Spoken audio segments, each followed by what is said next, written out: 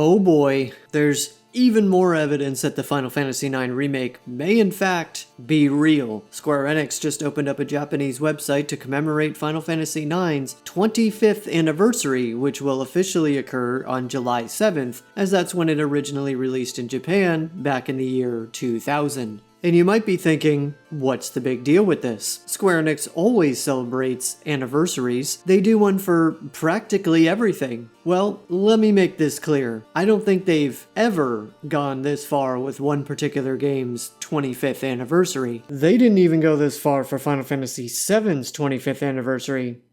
And Final Fantasy VII is their lucrative star child. It's the goose that keeps on giving. If you're still not convinced it's real, well, I think you might be before the end of this video. So, what's part of this anniversary? Well, they're partnering with the Japanese eyewear brand Zoff to feature limited edition glasses, which will begin pre-orders in early July. Okay, you probably don't care about that one, because 1, you may or may not wear glasses, and 2, even if you do, you probably don't live in Japan. However, there is going to be a neat necklace you can purchase in November. It's the silver necklace that Garnet wears. Here's what the website says, according to a ChatGPT translation. Final Fantasy IX Silver Necklace, Garnet. Admire the exquisite craftsmanship. This item is inspired by Garnet's silver pendant motif. A silver necklace from Final Fantasy IX is now available. The design is based on the pendant worn by Princess Garnet, or Dagger, of the Kingdom of Alexandria. The part shaped like the kingdom's emblem is made of solid silver, while the gemstone is cubic zirconia. It features intricate cuts that replicate the original design, creating a beautiful reflection of light. Its versatile design makes it easy to wear with various outfits and in different settings, but it can also be displayed in the included box when not in use. Okay, but they're also going to release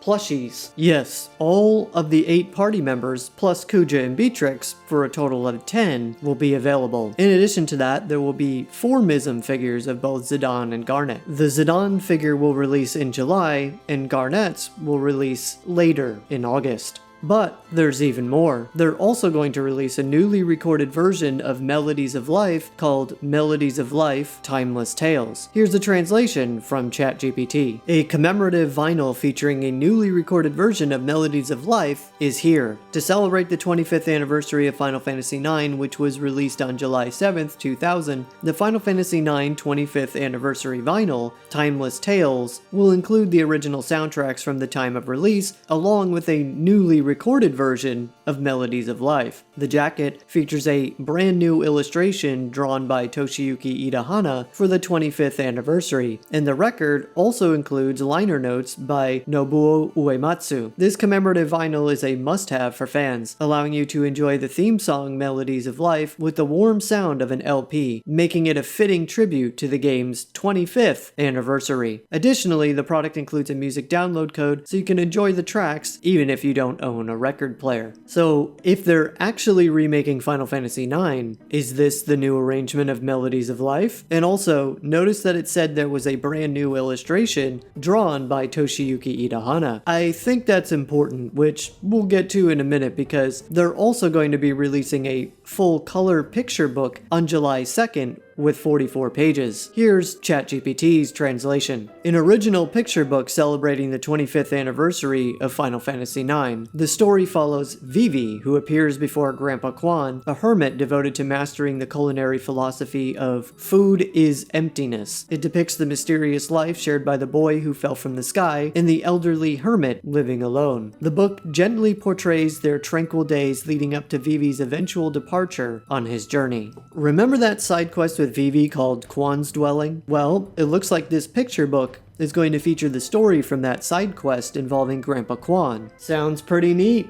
But the illustrator for this picture book is also Toshiyuki Idahana, and the writer is Kazuhiko Aoki. Both of these individuals worked on the original version of Final Fantasy IX. Kazuhiko Aoki was the event designer of the original game, and Toshiyuki Idahana was the character designer. Now, remember that video where Toshiyuki Idahana was interviewed by a guy touring the Square Enix offices? Well, he seemed to have a lot of Final Fantasy IX paraphernalia around his desk, and said at the time that he was working on a new video game project. Yeah, I don't think all of this is just a coincidence. Look, if he's working on a new video game project, and he also just so happens to be working on all of this new artwork specifically for Final Fantasy IX, then the game he's working on is most likely Final Fantasy IX Remake. Like, come on, man, it's gotta be real at this point. I mean, can any of you think of a time when Square Enix released this much stuff for one game specifically for its anniversary? They may have done it for the Final Fantasy series as a whole, but one game? I don't know, man. It's seeming all too likely that this Final Fantasy IX Remake is in fact real. It seems like this is all a big marketing ploy for something more.